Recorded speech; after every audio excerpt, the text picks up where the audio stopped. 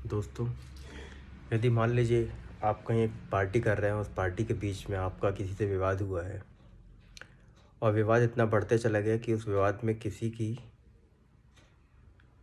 मृत्यु हो गई और उस मृत्यु के इल्ज़ाम में जो बाकी आपके साथ मित्र बैठे हों उन सब पर आरोप लगता है। लेकिन उसमें जो मित्र बैठे होते हैं उसमें एक नाबालिग होता है। अब जानना ये है कि उस नाबालिग पर भी क्या एफआईआर दर्ज होगी या नहीं। मान लीजिए एक पार्टी हो रही है जिसमें आप 5 लोग बैठे हों, उस 5 में से एक की मृत्यु हो जाती है, मतलब 4। और अब उस 4 में से एक नाबालिग है और बचे अब 3। तो हत्या का जो आरोप है वो किस किस के ऊपर लगेगा? उन चारों पे के ऊपर लगेगा या तीनों के ऊपर लगेगा? यदि मान लीजिए एफआईआर लिखते वक्त उस 3 लोग के ऊपर आरोप हत्या का लगता है और एक के ऊपर, एक जो नाबालिग रहता है उसके ऊपर आरोप न लगते हुए उसे छोड़ दिया जाता है और बाकी 3 को जेल हो जाती है। अब उन 3 की जिन्हें जेल हो गई है उनकी बेल कैसे होगी? सबसे पहले तो ये पता करें कि मृत्यु होने वाले की मृत्यु कैसे हुई।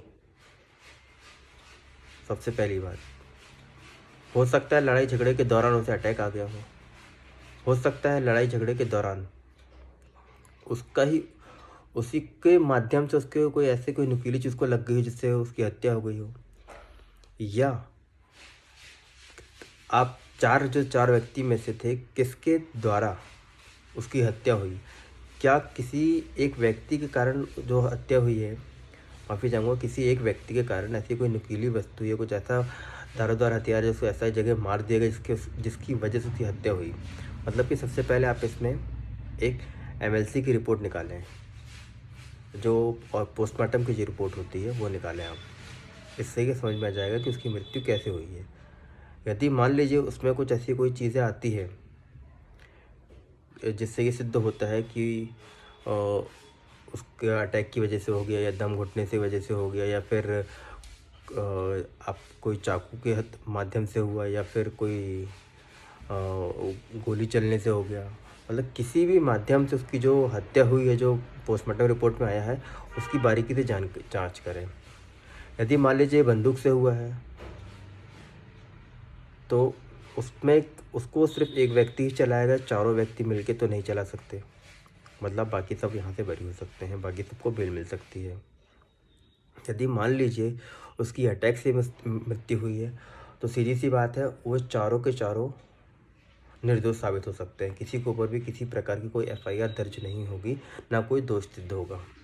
यदि मान लीजिए आप में उस जगह से जब लड़ाई हो रही थी, उन 4 व्यक्ति में से कोई एक व्यक्ति पहले ही पार्टी छोड़ के जा चुका था, सिर्फ 3 लोग ही थे, लेकिन फिर भी जो एफआईआर दर्ज हुई चारों के ऊपर होती है, तो आप ये भी अपने आप को सिद्ध करें कि जो व्यक्ति चला गया है वो कैसे चला गया, पार्टी से कहाँ गया, कितने बजे पार्टी छोड़ी, ऐसा उसका क्या एविडेंस है कि जो वो पार्टी छोड़ के चला गया।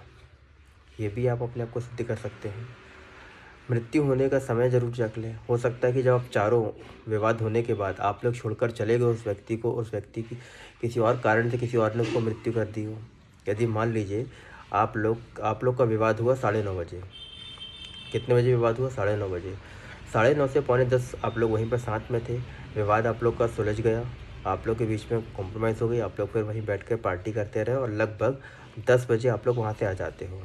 लेकिन दूसरे दिन आपको खबर आती है और पुलिस आपको पकड़ने आती है कि आपका जो मित्र था जिससे आपका विवाद हुआ था उसकी मृत्यु हो गई है, और सबका कहना है कि आप 5 लोग वहाँ पर बैठकर पार्टी कर रहे थे। लेकिन आप लोग तो जब उसे छोड़कर आए तो वो सही था। इसका मतलब यह है कि आप लोगों ने उसकी हत्या नहीं करी। इसलिए पोस्टमार्टम रिपोर्ट में उस समय भी देखें कि जब 10 बजे आप लोग छोड़कर आ गए थे तो उसकी मृत्यु कितने बजे हुई है। हो सकता है 10:30 बजे हुई हो, 10:15 बजे हुई हो, 11 बजे हुई हो, या आप लोग के आने के बाद उसका विवाद किसी और के साथ फिर से हो गया हो। तो ये ऐसे कुछ ग्राउंड्स होते हैं जिसके बेस पर आप लोग निर्दोष साबित हो सकते हो।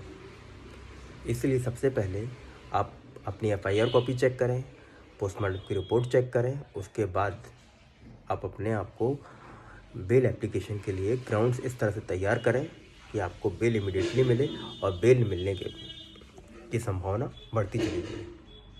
और यदि मान लीजिए आपको अपने ग्राउंड्स निकालने में प्रॉब्लम हो रही है, किसी प्रकार की कोई परेशानी आ रही है, तो आप मेरे दिए हुए नंबर पे मुझे संपर्क कर सकते हैं, मुझे कॉल कर सकते हैं, व्हाट्सएप में मैसेज भी कर सकते हैं, यही मेरा व्हाट्सएप नंबर भी है। धन्यवाद।